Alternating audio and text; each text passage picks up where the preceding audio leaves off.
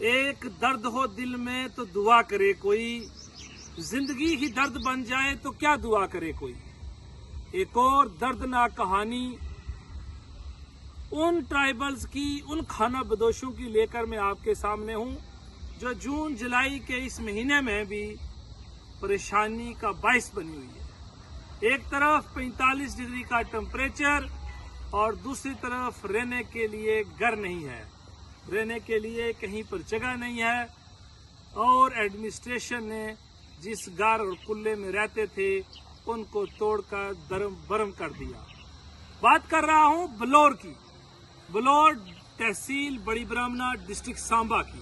छोटे छोटे बच्चे आप मेरे साथ देख रहे हैं, ये मेरे पास हाई कोर्ट में मुझसे मिलने आए कि हमारा कुछ कीजिए, हम ट्राइबल्स हैं, हम खाना बदोश हैं, हम नोमैड्स हैं, लेकिन एक जमीन जिसके ऊपर पिछले 40-50 साल से इन लोगों का कहना है कि जिस पर हम काबिज थे, हम बैठे हुए थे, आज वो लैंड कहीं सिडको को ट्रांसफर कर दी गई है।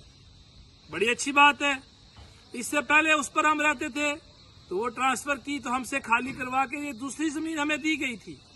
उसके साथ साथ वहां पर यूनिवर्सिटी भी बनी। हम बिल्कुल साइड पर रहते थे, लेकिन हमें अब इस जमीन से भी उखाड़ कर फेंका हुआ है।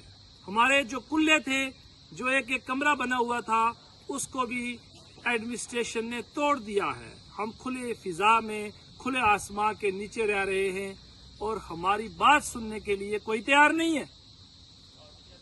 ये हालात बन चुके हैं। मैं इसलिए नहीं ये कहता हूं कि हमारी किसी ने सुनवाई नहीं की। जहां इस कौम के लोग IAS IPS हैं, बड़े बड़े ऑफिसर्स, बड़े बड़े ओहदों के ऊपर फाइज मिनिस्टर भी हैं, दूसरी तरफ आप अंदाजा लगाएं कि इस कौम के लोग किन हालात से जूझ रहे हैं, किन परेशानियों से दो चार हैं।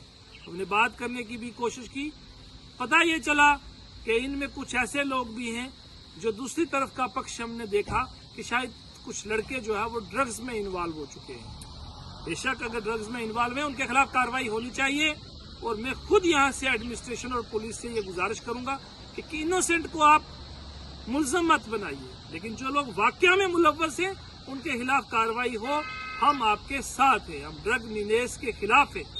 ये जनरेशन्स को तबाह करती है। अगर एक परिवार में एक आदमी पूरी जनरेशन को खराब कर रहा है तो उसके बदले उसकी वजह से बाकी परिवार को नुकसान नहीं होना चाहिए। लेकिन आखिर जिस जमीन के ऊपर ये लोग 40 साल 50 साल से काबिज रहते हैं और हर जगह रहते हैं, चूंकि यहाँ की गवर्नमेंट को भी मालूम है, यहाँ की एडमिनिस्ट्रेशन को भी मालूम है कि एक ट्राइबल कबीला यहाँ पर रहता है, जिन लोगों के परिवार की कुर्बानियां भी हैं, देश के लिए भी और अपनी रियासत जम्मू व कश्मीर के लिए भी, इस यूटी के लिए भी।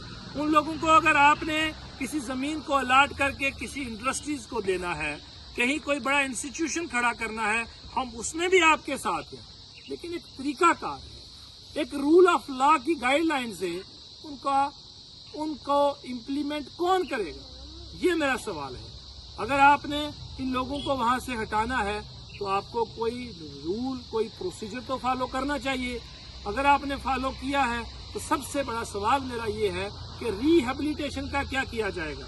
मैं कोई और चीज नहीं मांग रहा, सिर्फ और सिर्फ इन लोगों के लिए जो वाकया में डिजर्व करते हैं, जिसकी अपनी मालकी जमीन है, कहीं दूसरी जगह से आके बसा है, उनकी मैं वकालत नहीं कर रहा। मैं कह रहा हूँ जो वाकया में डिजर्विंग ट्राइबल है, खाना बदोश है, जिसका रिकॉर्ड चेक किया जाए, जिसके पास कहीं पर उसके नाम पर कोई जमीन नहीं है, कहीं दूसरी जगह से भी है, तो उसको कुछ जमीन का हिस्सा दिया जाए जहां वो लोग अपना जिंदगी का गुजर बसर कर सके, उसके ऊपर वर्कआउट किया जाए। आज की इस वीडियो के माध्यम से मैं लेफ्टिनेंट गवर्नर मनोज सिन्हा साहब से ये गुजारिश करूंगा कि आए दिन हमें ये परेशानियां और इन दुश्वारियों से दो चार होना पड़ता है। ये हमारे लोग हैं, किसी भी कबीला से हूँ, किसी भी जात से हूँ, किसी भी मजहब के हूँ, उन पर अत्याचार नहीं होना चाहिए। यहाँ पर एक रिहेबिलिटेशन की पॉलिसी जो कई सदियों से चली आ रही है कि हमें किसी एरिया को लैंड यूज करना है, इवन मालकियत जमीन है, तो अगर सरकार किसी प्रोजेक्ट में किसी इंफ्रास्ट्रक्चर की डेवलपमेंट के लिए काम करना चाहती है तो उनको रिहेबिलिटेट किया जाता है। मैं आज के माध्यम से, आज की इस वीडियो के माध्यम से लेफ्टिनेंट गवर्नर मनोज सिन्हा साहब से ये गुजारिश करूंगा कि बलौर, हाँ, बलौर खड्ड का जो इशू बना हुआ है, इन लोगों के लिए जो वाकया में डिजर्व करते हैं, जो इनोसेंट लोग हैं, जो किसी भी ऑफेंस में कहीं मुजरिम नहीं हैं, उन फैमिलीज को आप कहीं न कहीं रिहेबिलिटेट कीजिए।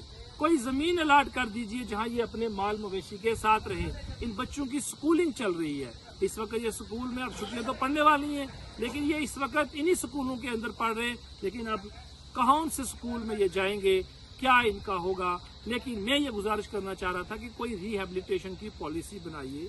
अगर आप इन लोगों को एक जगह से उखाड़ के दूसरी जगह फेंकते हैं तो कोई दूसरी जगह प्रोवाइड कीजिए, इनको ऑफर तो दीजिए कि आप वहां बैठ जाइए और वहां पर मकीम बनाइए, परमानेंट सेटलमेंट इनकी कीजिए, ताकि ये लोग वहां पर रह सके, अपना गुजर बसर कर सके, अपने बच्चों को पढ़ा सके।